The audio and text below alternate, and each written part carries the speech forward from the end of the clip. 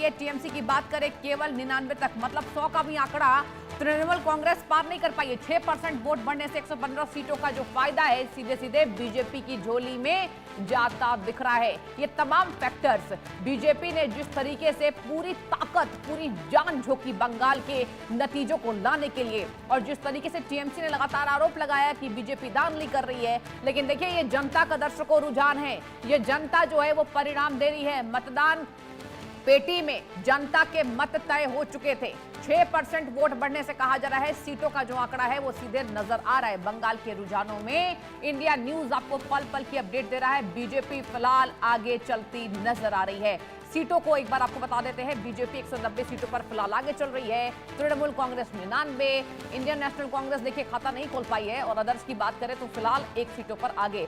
6% vote बढ़ने से 115 सीटों पर फिलहाल बढ़त नजर आ रही है।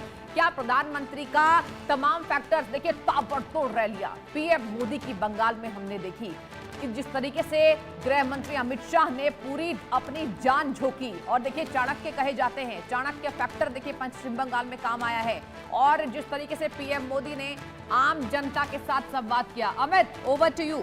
इसकी तुलना में ज्यादा वोट पाती हुई दिख रही है और इसका परिणाम 115 सीटों का फायदा होता दिख रहा है। श्वेता मैम, 115 सीटों का फायदा 6-7% का वोटर मार्जिनल है, वो बढ़ा है। देखिए एक्चुअली इसमें ना अगर आप सब देखें, मैं प्रथम से बोल रही हूँ कि ममता बनर्जी का सुशासन और कुशासन के ऊपर ठीक है वोट मैं आपको रोक रहा हूँ। ऋषभ तिवारी मेरे साथ है, बीजेपी के प्रवक्ता। ऋषभ जी, ये नंबर्स, ये मैंडेट, ये जनादेश देखकर मुझे तो लग रहा है कि बीजेपी ने खुद एक्सपेक्ट नहीं किया था कि 190 और 200 के बीच में नंबर्स पहुंचेंगे। असम को लेकर तो चलो क्लैरिटी थी, लेकिन पश्चिम बंगाल में इतना भयंकर मैंडेट आएगा मुझे लगता है आप लोगों ने भी इमेजिन नहीं किया होगा। नहीं, बिल्कुल हमने इमेजिन किया था सर, और इसलिए किया था क्योंकि हमने ग्राउंड पे मेहनत की थी, और मेहनत से बढ़कर जनता का जो विश्वास था और जो जनता के दर्द दिख रहे थे, और वो मैं इसलिए नहीं कह रहा हूं क्योंकि मैं बहुत करीब से देखा हूं, समझा हूं और झेला भी हूं। ये वो सरकार थी जो दिल में तुष्टीकरण बसाकर जनता के ऊपर अत्याचार करती थी। गुड्डे गुड्डियों को छीनकर गुंडा गुंडी की सरकार चलाए जा रहे थे।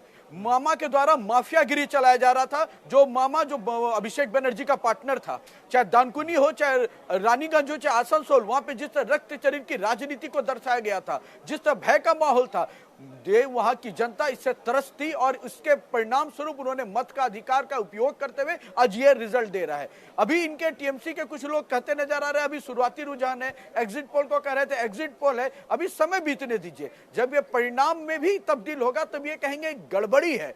जो तो दोष नंदो घोष की राजनीति